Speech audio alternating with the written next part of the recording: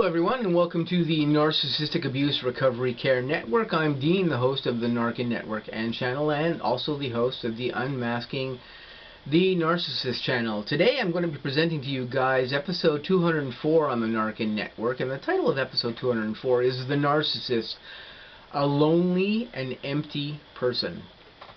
Now, I think the title of this video pretty much says what the content we're going to be talking about is all about, and that is the factor that when we're dealing with narcissists, one of the things that is often the case with them is that they are very lonely people and very empty type people. Now, that's not to say that they're all necessarily like this. I don't want to categorize every single one.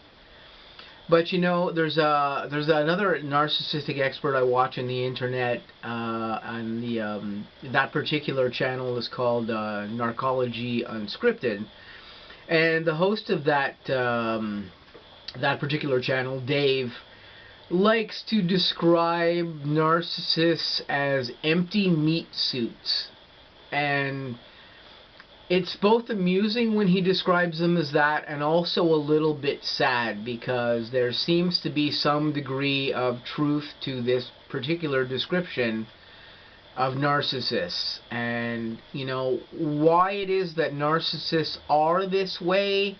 Well, we've talked extensively on the N.A.R.C.N network about how the narcissist mind works, how their emotional state works, how they function with people, how they function with victims, how they function in their lives. We've talked about all these things in great detail, and we'll continue to talk about all these things in great detail on the N.A.R.C.N network as we go along. But the sad factor is that narcissists are, by their nature, often very lonely people. They're often very detached people because they have endured some degree of trauma in their lives when they were in their formative years, when they were young children or teenagers, or even into adulthood. They've endured some adversity in their lives. It can be of a very negative nature. It can be abuse or neglect. It can be even being treated like the golden child, because as we know, when we treat children like the golden child, but they don't really have rules and they don't have things that they have to follow in life, and they just get everything that they want and they never get said no to, this creates a narcissist as well. There are a few experts on the internet that have been created that way through improper raising by their parents or whoever it was that raised them, and they've been raised into narcissists that don't understand the word no, that don't understand boundaries, that don't understand that they can't have everything that they want and that they can't have their way all the time. This behavior creates a narcissist as well too. If you treat your children like golden children and they have no rules and they have no discipline and no structure in those ways, you're going to get a narcissist out of that too, just as quickly as you'll get a narcissist out of a child who has been physically abused, neglected, sexually abused. All these things create narcissists as well too. But you can have a narcissist created on both sides. But for sure, one of the things that goes on is that there is something that has affected that narcissist when they were younger and has caused them to become that way. It could also be that they had a narcissistic parent or two narcissistic parents around them, or perhaps some other narcissistic family individual who raised them, because narcissism is carried across generations. We already know this. The science of narcissism is researching this as we go, and we know that narcissism carries across generations in a hereditary way. But for sure, one of the things that seems to go on with all narcissists is that they seem to be somewhat empty people. They seem to be somewhat lonely people. This probably comes from their inability to connect with people on real emotional levels or on real spiritual levels. The superficiality that narcissists run through and run on in their lives make this difficult for them to connect with people, because of course they act in different ways than normal people do. Their brains act in different ways than normal brains do. We know this. The science of narcissism tells us all about this, and the ongoing science of narcissism as well indicates that we're learning more and more about these behaviors out of the narcissists and why they indeed do these things. But this also causes, or I should say, these things also cause the narcissist to behave in these ways. They can behave very detached. They have an inability to attach to people in normal ways, or to bond to people in normal ways. And this causes a lot of chaos for the narcissist in their life, and probably a lot of adversity and imbalance as well, too, because when you can't connect people with people properly on a normal level, excuse me, it's very difficult to get along in life. It's very difficult for a narcissist to trust people because of things that have happened to them in their lives, whatever has affected them. This lack of ability to trust people causes narcissists not to be able to bond with people properly either. And this actually doesn't just go for narcissism. This goes for people who have bipolar disorder as well, too. For people who have antisocial personality disorder, the large majority of the personality disorders that currently are out there have some basis in that person's inability to connect with other people in a normal way. Of course, these parameters are different for every particular disorder, because they act a little bit differently within the confines of that disorder, and of course the people act a little bit differently within the confines of each of these individual disorders as well. But a lot of these disorders share the same inability to find happiness, or to avoid lonely, depressive states, to not be able to attach to people properly, to not be able to express oneself properly out of fear of internal fear that personality disorder person has.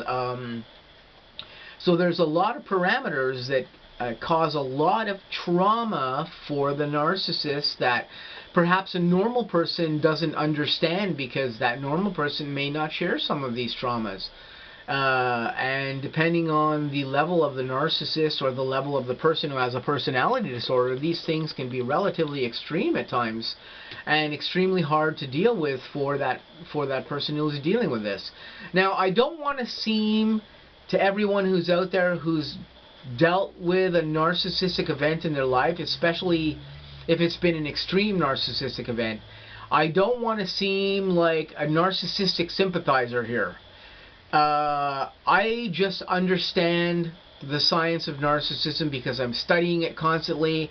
I understand the brain science of narcissism. I study these things as I go, and I learn new things about these disorders every day of my life.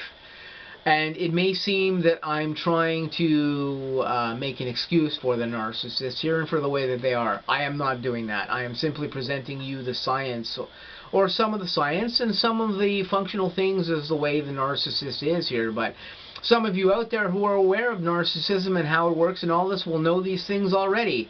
And they will know, and you guys will know, how narcissists behave in this way, and that they are at times exactly what Dave describes on his channel. They behave like empty meat suits.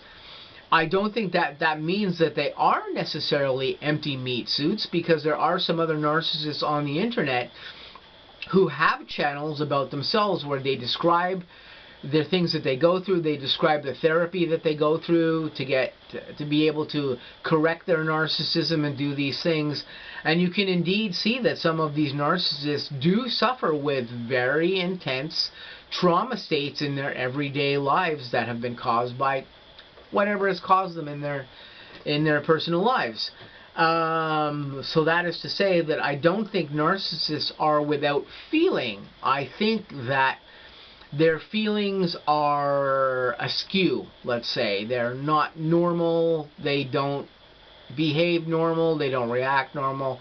They don't feel the same way that normal people do exactly.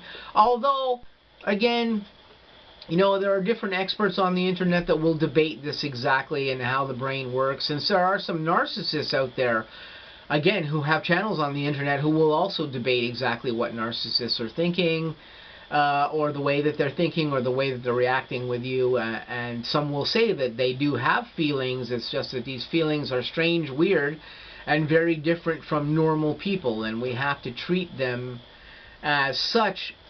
But the narcissist state can be a very lonely one. We commonly see narcissists not really having a lot of friends in their lives, not having a lot of real friends in their lives. Or commonly we see narcissists on social media having 3,000 friends on Facebook. Are all these people really their friends? No, they're probably not really their friends. But they like to collect things. They like to collect attention, and this is why we see a lot of this go on the internet, on social media and stuff.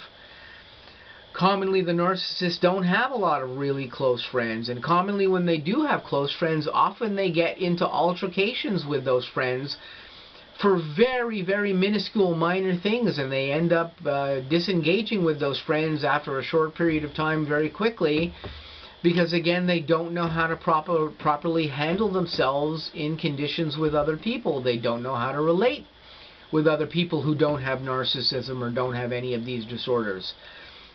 And this makes it very difficult for narcissists, and it can be a very lonely life and a very lonely situation for them just dealing with people in an everyday life. And this is why we sometimes, talk about narcissists being very lonely, empty people, because this is indeed their state at times when we deal with them within the confines of their narcissism. So this is just what I wanted to talk to you guys about here shortly. We may have another video about this sometime in the future. So this has been episode 204 on the N.A.R.C.N network. I'm going to say to you guys, please stay tuned. I've got lots of content coming up on the channel and also on the Unmasking the Narcissist channel in the future. Hope you guys have a great day, and I'll catch you really soon.